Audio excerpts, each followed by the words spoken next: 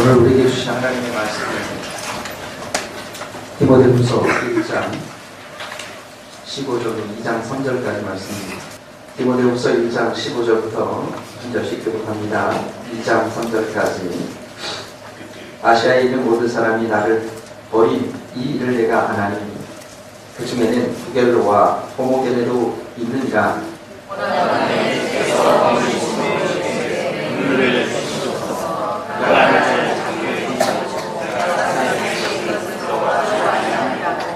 로마에 있을 때에 나를 부지런히 찾아와 만났음이라.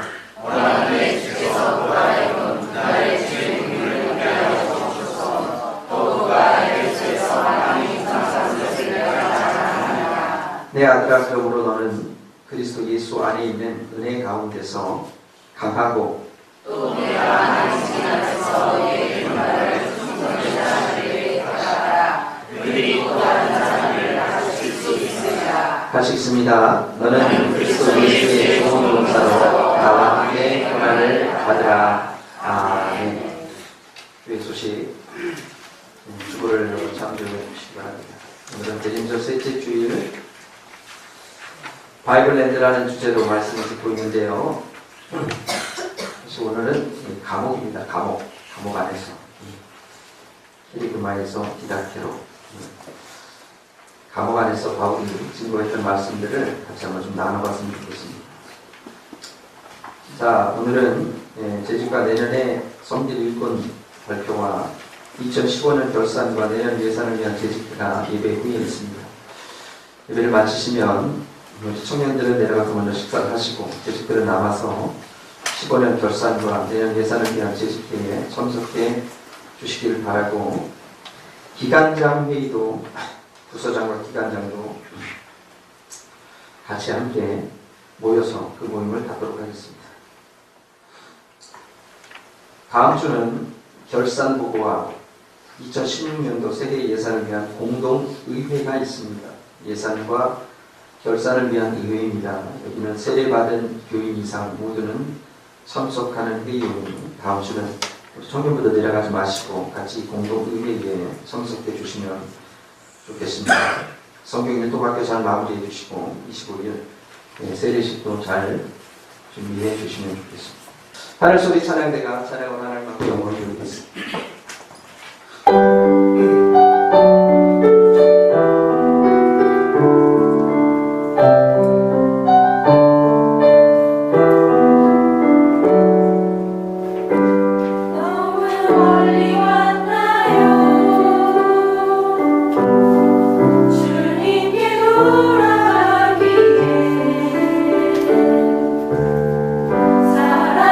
주님 그 품을 떠나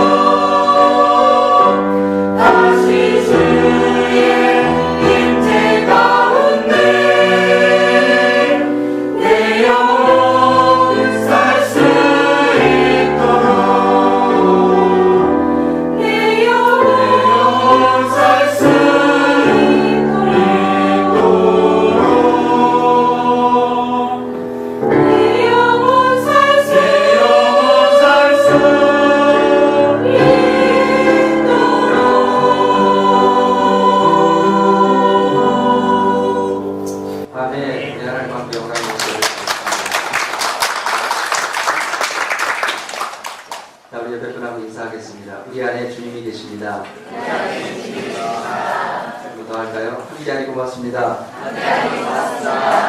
한 번 더 있는 그대로 사랑하고 축복합니다.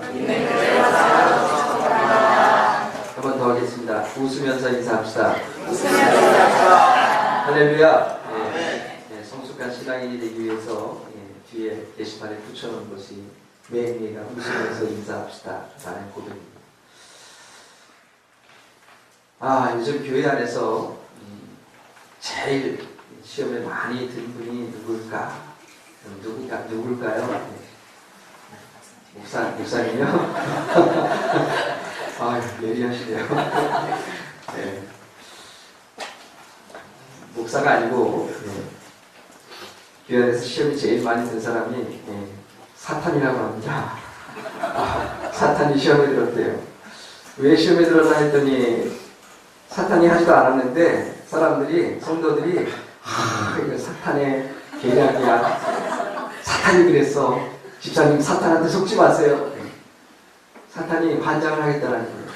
다 지르게 해놓고 사탄이 했다고. 사탄이 그래서 시험에 들었다라는 얘기를 했습니다. 누군가 웃으려고 지어낸 얘기겠죠. 그만큼 교회 안에는 시험거리가 참 많다라는 이야기도 될 것입니다. 몇 년 전에 이런 통계가 있었습니다. 1년 동안 성도들이 얼마나 많은 신앙 서적을 읽는가,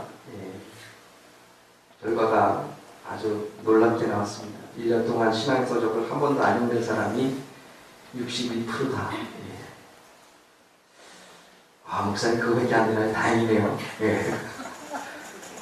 그래도 꽤 많이 듣네요. 39%는 읽으니까. 그리고 한 주 동안 성경책을 한 번도 보지 않는 사람이 41%. 그리고 한 주 동안 한 번도 기도하지 않는 사람이 무려 28%나 된다라고 얘기합니다.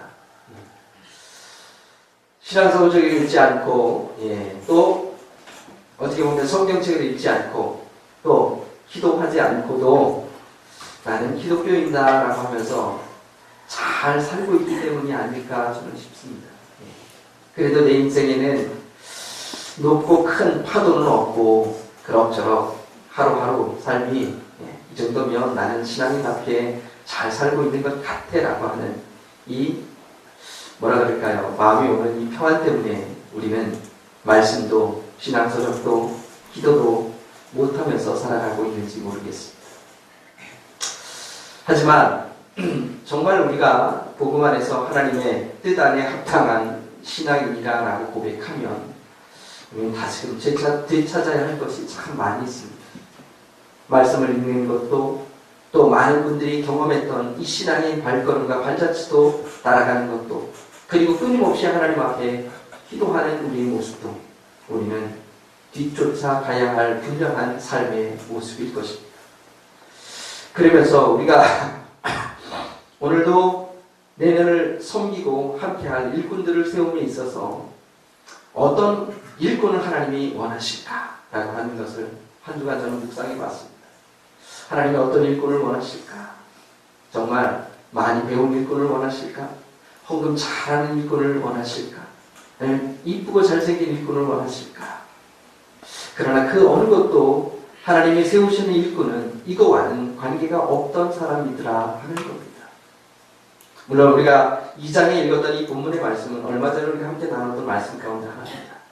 그러나 1장 하반부와 연결을 해서 우리가 하나님이 진정 원하시는 이 바울이 노사도가 감옥 안에서 그렇게 새롭게 디모데를 통해서 세워질 그 일꾼들을 위한 염려와 걱정과 또 부탁의 말씀이 무엇인가를 우리가 함께 나눠보도록 하겠습니다. 먼저 우리가 1장 15절쯤 읽어볼까요? 시작.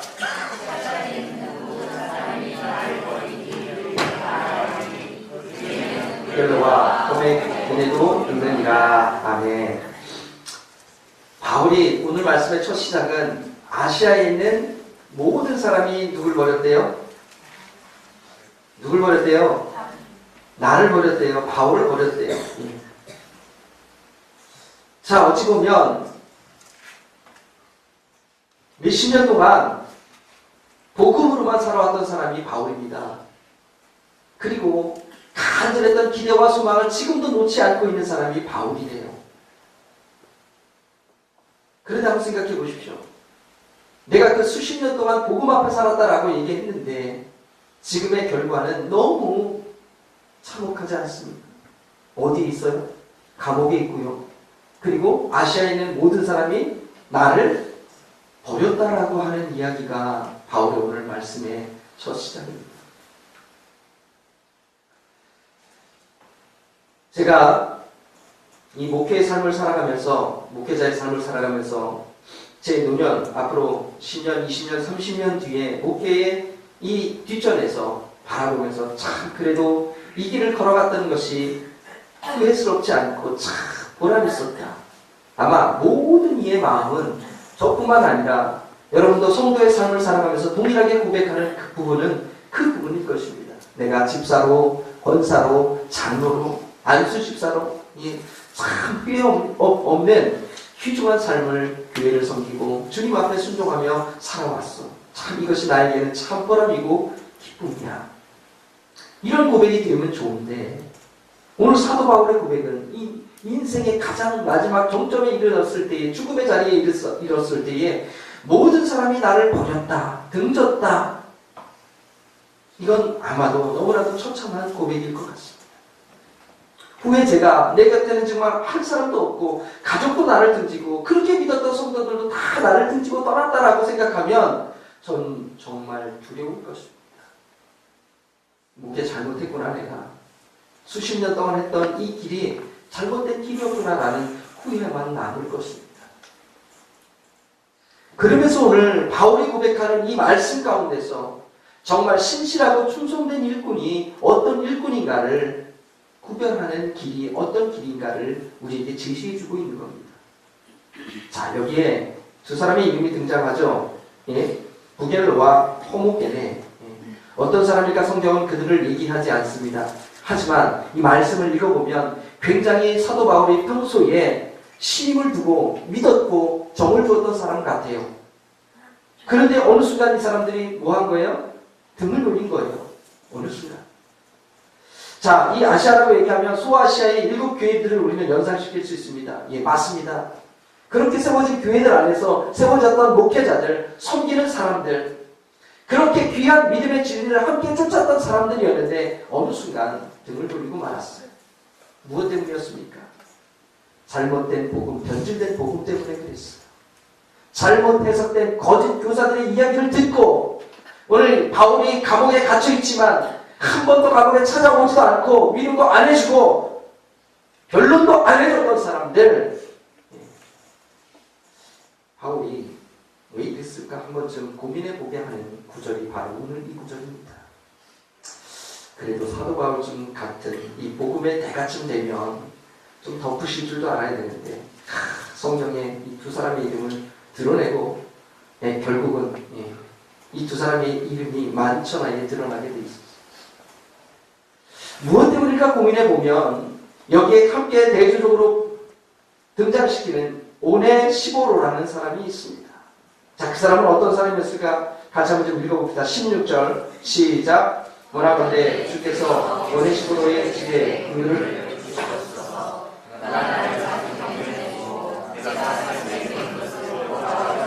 아니하고 아멘. 그리고 17절에 보니까 로마에 있을 때 나를 부지런히 찾아와 만났느니라 그랬어요.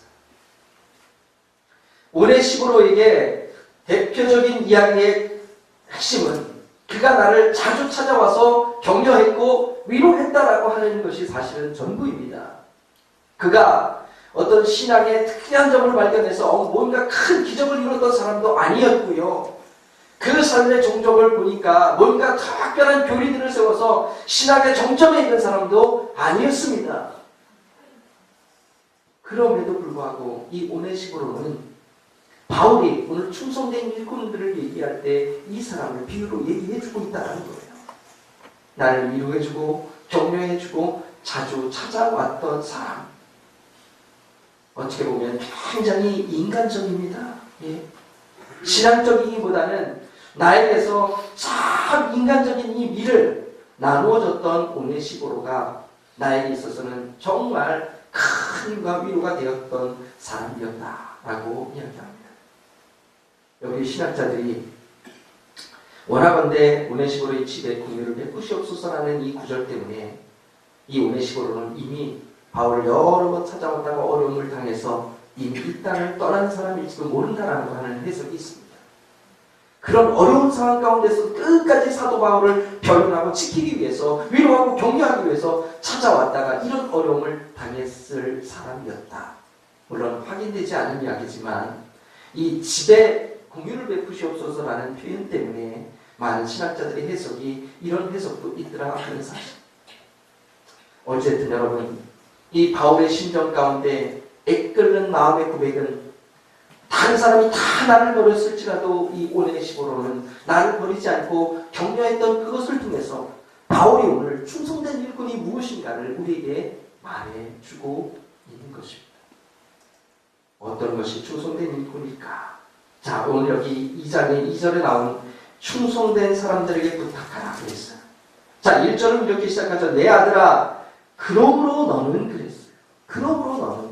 1장의 전반적인 이야기들을 소개하면서 그러므로 너는 이런 일꾼을 세워야 하는데, 충성된 일꾼이 어떤 일꾼이냐? 이 충성은 우리가 잘 아는 그대로 믿음이라는 단어를 대변하고 있는 단어입니다. 그 믿음. 그런데 믿음이 좋은 사람이냐? 믿음이 좋은 사람을 이야기하고 있는 것이 아니라 내가 신뢰하는 사람, 즉 바울이 긴 신앙의 여정을 통해서 정말 마지막에 내 자리에 함께하는 그 사람을 보니까 돈 많은 자도 많이 배운 자도 다 아니고, 야 저번 자는 정말 믿음 좋네 라고 했던 사람도 아니고 결국 다 나를 버리고 배반했다라는 거죠. 정말 믿을 만한 사람만 내 곁에 남아있더라 하는 거예요. 오늘 그런 사람들이 충성되이 그 일을 감당하며 하나님의 역사를 새롭게 써나가는 일꾼이 되었으면 좋겠다. 디모데 너는 일꾼을 세울 합당하게 세워가길 원한다라고 하는 것이 그의 바람이라는 거예요. 그것을 지금 감옥 안에서 권면하고 있습니다. 둘째는 어떤 일꾼일까요? 2장의 2절을 좀 읽어보겠습니다. 시작. 또 내가 많은 증인 앞에서 내게 들은 말을 충성된 사람에게 부탁하라. 그들이 또 다른 사람들을 가르칠 수 있으리라 그랬어. 이 가르친다. 저는 마태복음의 28장의 마지막 19절과 20절을 여러분과 함께 좀 읽고 이 가르친다라는 의미를 다시 한번 생각해 보겠습니다. 시작. 그러므로 너희는 가서 모든 민족을 제자로 삼아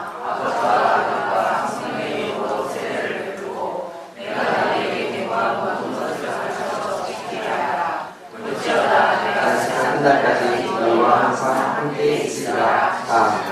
아멘. 가르친다. 여기에 가르친다라고 하는 이 단어는 쉽게 얘기하면 헬라어 디다케라는 단어를 우리는 연상할 수 있습니다. 디다케, 예. 교훈한다라는 의미입니다. 교훈. 예. 즉 마태복음에서 맨 마지막에 얘기했던 이 제자로 삼아서 그들을 가서 가르치라라고 했던 이 단어도 바로 디다케입니다. 자, 이 교훈이라는 단어는 오늘 우리 말씀의 제목처럼 디다케라는 단어도 있지만, 예, 케리그마라는 단어도 교훈한다라고 하는 단어를 동일하게 씁니다. 가서 설득한다라고 하는 거죠. 근데 여러분, 케리그마는 어떤 의미를 가지고 있습니까? 자, 이 케리그마라는 단어를 쉽게 얘기하면 복음이 없던 곳에 가서, 즉 예수 그리스도를 모르는 곳에 가서 내가 복음의 빚진 자로서 사명을 감당하는 것이 여러분 케리그마적 선포입니다. 가서 예수를 믿어야 합니다. 즉 바울이 안식에 또는 유대에 이 전통에 빠져있던 사람들에게 참 그리스도, 예수 그리스도, 부활된 그리스도, 십자가의 그리스도를 온전하게 전하고 선포하는 것은 분명히 케리그마입니다. 케리그마. 여러분도 다 하나님의 몸된 교회에 나왔을 때 이 케리그마적 선포의 메시지를 듣고 나왔습니다. 어떤 분에게 설득됐든 전도가 됐든 여러분을 마음을 움직이게 했던 것은 이 케리그마였습니다. 그러나 이 케리그마에서 디다케로라고 하는 이 단어로 바뀌어야 한다라고 하는 것을 바울이 오늘의 본문 가운데 가르치고 있는 거예요. 교훈하고 있는 겁니다. 하나님의 신실한 신뢰할 만한 일꾼들은 가서 내가 아는 지식을 그들에게 가르치는 사람이 아니라 하는 거죠. 여기서 이 디다케는 내가 가지고 있는 지식과 경험과 삶의 모든 의미들이 내가 당신보다는 낫다라고 많이 안다라고 해서 가르치는 것이 아니라 그것은 내 삶에 체득되어졌던 그 삶으로 가르치는 것이 디다케라라고 하는 의미로 여기에 쓰이고 있는 겁니다. 그럼 여러분, 내가 누구가 누구를 가르친다라고 하는 것은 그 삶이 내가 이미 예수님의 복음의 진리 가운데 온전하게 그 사람을 말씀으로 따라가고 순종하기 전에는 결코 누구를 가르칠 수 없다라는 뜻과 동일한 단어입니다. 주일 성수해야 합니다. 안식일을 지켜야 합니다. 헌금생활 철저히 해야 합니다. 말씀에 순종해야 합니다. 주신 직분 잘 감당해야 합니다. 여러분, 다 우리가 뭘로 알고 있는 거예요? 이미 말씀과 지식으로 다 알고 있는 거예요. 그런데 왜 집사님 그 직분 잘 감당하지 않으세요라고 그 집사님에게 언질을 하고 가르쳤다. 여러분, 그 가르침은 내가 이미 하나님 말씀 앞에 충분히 그것을 합당하게 받아들이고 가르칠 수 있는 삶으로 나타낼 수 있는 자리에서 교훈해야 그것이 참다운 디다케의 가르침이라고 하는 것을 바울이 오늘 여기서 권면하고 있는 거예요. 저는 여러분이 이런 가르침을 가르칠 수 있는 귀한 믿음의 성도가 되기를 간절히 주님의 이름으로 축원합니다. 무엇에 대해서 얘기할 수 있다라고 하는 것은 나를 돌아보게 하는 거예요. 내가 이 말씀대로 과연 살고 있는가? 이 말씀대로 순종하고 있는가? 이 말씀대로 실천하고 있는가? 말이 앞서는 사람이 아니라 행동과 삶이 앞서는 사람인가? 이것이 나에게 가르침의 자세로 온전하게 보여질 때 그것이 여러분 케리그마로 전해졌던 복음이 다시한번 디다케의 삶으로 가르침이 된다라고 하는 겁니다. 여러분, 이 디다케는 정말 많은 뜻을 가지고 있습니다. 우리가 예수 그리스도의 부활의 십자가를 증거한다.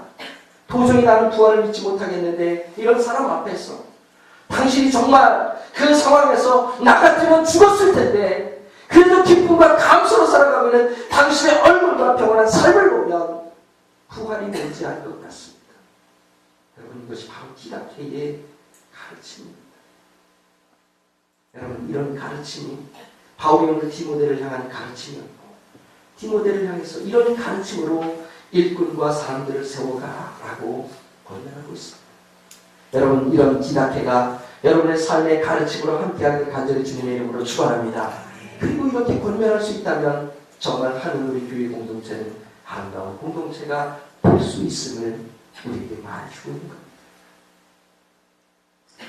마지막 세 번째, 바울이 디모데를 향해서 가르침을 나눠봅시다.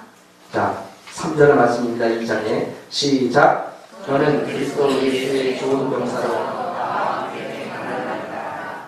아멘. 우리 옆에 사람 함께 인사합시다. 함께 고난을 받읍시다. 왠지 기쁘지 않습니다. 직분 받고 사명 감당하는데 고난을 받으라니요. 목사님, 저는 그 사명 잘 감당해서 복을 받겠습니다. 네. 그렇게 축원합니다. 네. 여러분, 그러나 여기 함께 받은 이 고난을 받으라라고 하는 것은 이 고난이라는 단어는요, 헬라어 언어는 포도주를 짜내기 위해서 포도주를 틀 안에 놓고 발로 짓밟다라고 하는 의미의 뜻입니다. 참 바울이요, 오늘 제가 말씀의 서두에서도 여러분에게 밝혔듯이 인생의 긴 여정 속에서 그렇게 애쓰고 죽을 고비를 넘기고 복음 앞에 살아갔던 사람으로 삶을 고백하고 있는데 결국 맨 마지막에 내세우는 것이 고난이라는 단어예요. 이러면 여러분, 누가 이 일을 하겠습니까? 예?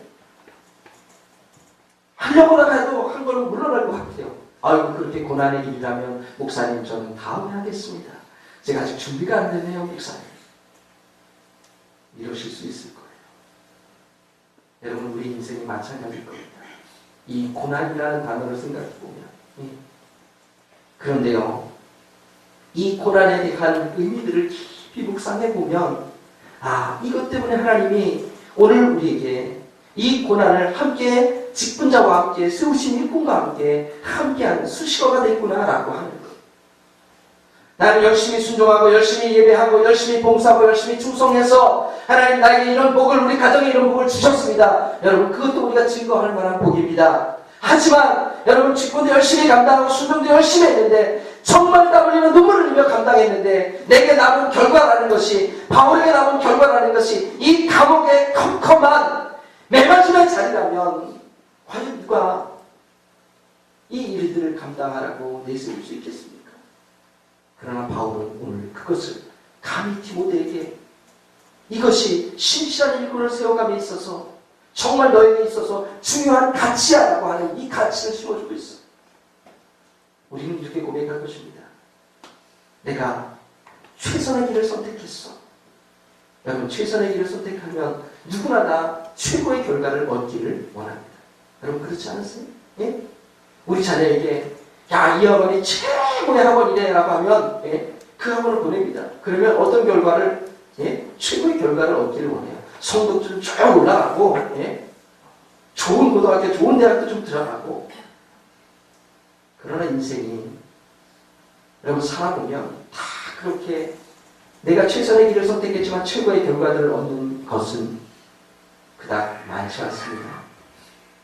여러분, 우리의 갈등이 바로 이런 갈등에서 시작됩니다. 어떤 갈등이요? 나는 최선을 선택했는데 왜 내게 최고의 결과들이 오지 않을까? 내가 최선을 다해 순종했는데 왜 내게는 최고의 결과가 오지 않을까? 이것이 우리 신학적 갈등이에요. 그러나 여러분, 꼭 기억하십시오. 최선의 길은 하나님이 우리에게 주시는 길인 줄 믿습니다. 할렐루야. 최선의 길은 하나님이 우리에게 주세요. 최선은 사람이 바라는 길입니다. 그리고 최선은 하나님이 주시는 길인데 우리는 그 길 안에서 사람이 바라는 최고의 길이 복받는 길이다라고 하는 것을 늘 잣대로 되어서, 그래서 이 사람은 복을 받았나 복을 받지 못한 날만 관심을 가지고 있어요. 왜 고난이라는 단어를 바울이 세워질 일꾼들에게 함께하는 단어로 여기 집어넣었을까? 하나님께서 허락하신 이 최선의 길을 묵묵히 순종하며 나아갈 때는 내게 고난이 온다 할지라도 이 고난을 믿음으로, 즉 신뢰할 만한 하나님의 사랑으로 함께 받고 온전하게 나아갈 수 있다면 이것이야말로 하나님께서 허락하신 최고의 선물임을 바울이 오늘 영적인 아들 사도에게, 디모데에게 권면하고 있다라고 하는 사실. 아마도 직분을 맡은 분들에게는 부담도 이 도전되는 말씀들이 여러분께 많이 있을 겁니다. 그래도 부장님이신데 잘하셔야죠. 그래도 부서장님이신데 잘하셔야죠. 그래도 교사신데, 그래도 찬양대원이신데 빠지지 말고 잘하셔야죠. 그 가시 같은 얘기를 들었을 때 우리는 마음 한자리에 뭔가 부딪혀오는 말씀이 있을 겁니다. 그래 여러분, 우리는 한 번쯤 생각해 봐야 합니다. 우리는 십자가의 보혈의 공로를 통해서 그 주님의 죽으심으로 새 생명을 얻은 사람입니다. 저도 모든 것이 은혜 위에 덮어졌다라고 하는 것을 고백하며 복음이 뭔지를 고백하는 사람 가운데 하나입니다. 그러나 여러분, 우리가 모든 것이 은혜지만 그 은혜 안에 새로운 생명을 얻었다, 그리고 우리가 새로운 직분을 받았다라고 하면 정말 우리는 우리의 삶의 몸부림이 있어야 하지 않겠습니까? 죄악된 것을 버리기 위한 몸부림, 게으렀던 삶을 이제는 잊어버리고, 아니 이겨내고 주님 앞에 순종할 수 있는 몸부림, 하나님의 선한 것이 무엇인가를 찾을 수 있는 몸부림. 목사님, 전 연약해서 안 돼요. 다 연약합니다. 하지만 그런 몸부림으로 우리가 한번 함께 믿음으로 싸워가며 주님의 선한 길을 선택하며 순종하며 나아갈 때 주님께서는 또 다른 2016년도 한 해가 우리 가운데 하나님의 은혜가 풍성하고 놀라운 주님의 능력에 함께하는 한 해가 되어줄 줄 믿습니다. 여러분, 캐리그마로 얻었던 삶 지단대로 바꿀 수 있는 은혜가 여러분에게 있길 축원합니다. 삶으로 고백하며 나타내며 증거하며 그리고 가르치십시오. 그래야 그것이 진정한 복음의 영향력이며 그 복음의 영향력 안에 있을 때 우리가 진정한 하나님의 사랑일 줄 믿습니다. 저는 이 찬양 여러분과 함께 고백하며 결단하고 싶습니다. 주님 다시 오실 때까지 나는 이 길을 가리라. 그렇습니다. 주님 다시 오실 때까지 이 길을 순종하며 걸을 수 있도록 하나님 우리에게 힘주시길 원합니다. 능력 없고 부족하고 연약하지만 나의 가는 그 길에서 영광의 주님을 배울 수 있도록 이 길에다가 우리 함께 찬양하며 고백하겠습니다.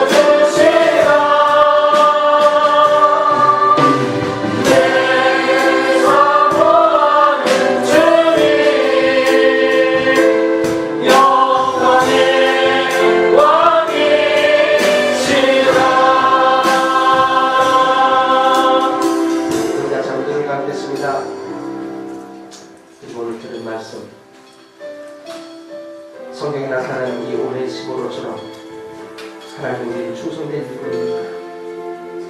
주님 그렇게 가르치는 일꾼입니까? 그렇게 고난에 기꺼이 참여할 수 있는 일꾼입니까? 우리는 어쩌면 우리의 생각과 우리의 환경 때문에 하나님 감당하라 주신 직분도 사명도 머리할 때가 많이 있었음을 고백합니다. 하나님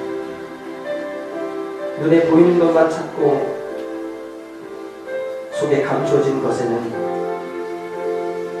너무나도 멀리 했던 우리의 모습이었습니다.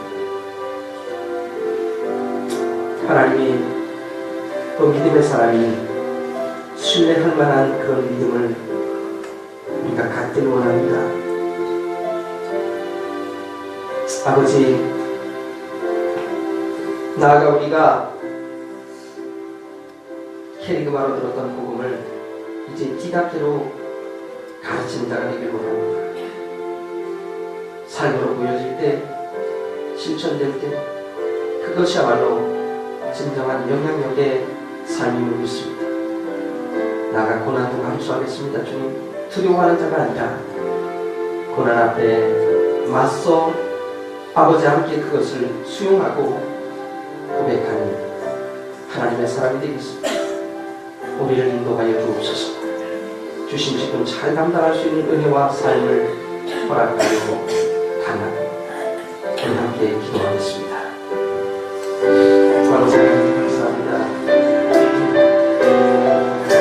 주님의 뜻을 세우시는 하나님이 은혜로 삶으로 사회로 하나님의 이름으로 나아가는 기도하겠습니다.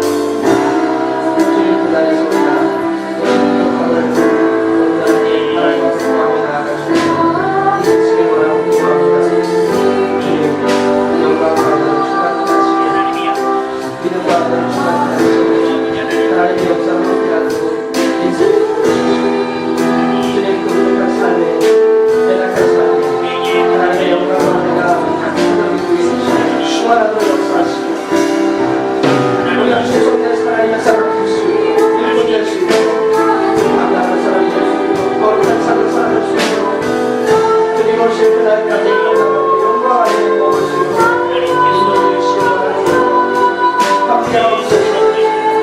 역사하옵소서. 인도하옵소서. 하나님 이 안에 그 인도함을 나아가 하나님의 영광을 받으시도록 주님 돌아보아 이 안에 승리하는 삶이 되도록 인도하옵소서.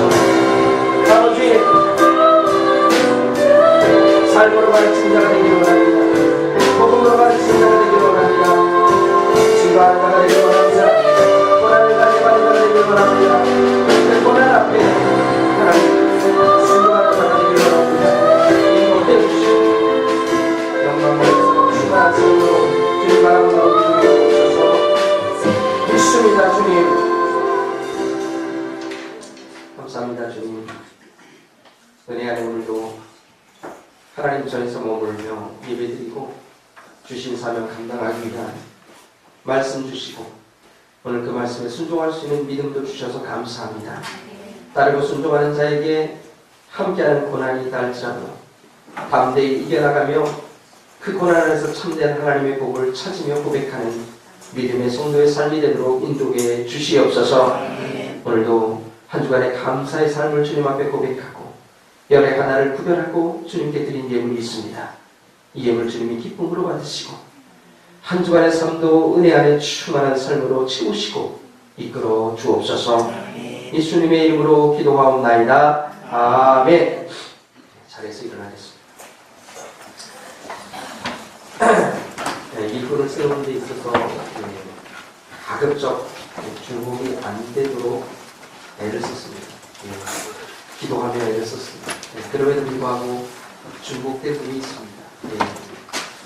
잘 여러분 기도하시면서 감당하시고 서로를 잘 경계해 주실 수 있길 바랍니다. 620장 여러분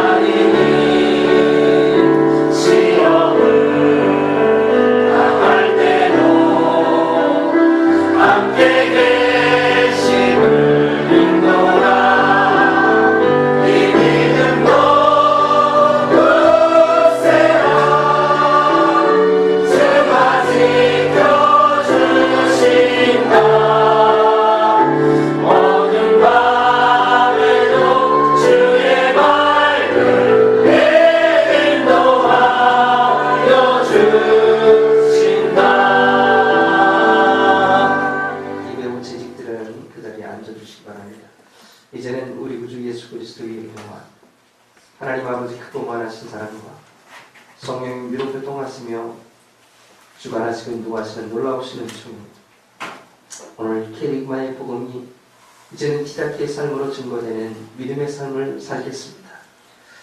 감옥 안에서도 그렇게 권면하는 사도 바울의 깊은 심정의 마음을 헤아려 아버지 말씀으로 순종하고 세상에서 빛으로 오신 예수 그리스도를 증거하길 원하는 사랑하는 성도들 머리머리 위에와 그 삶에 그리고 받은 직분 위에 이제부터 영원토록 함께 하시옵기를 간절히 축원하옵나이다. 아멘.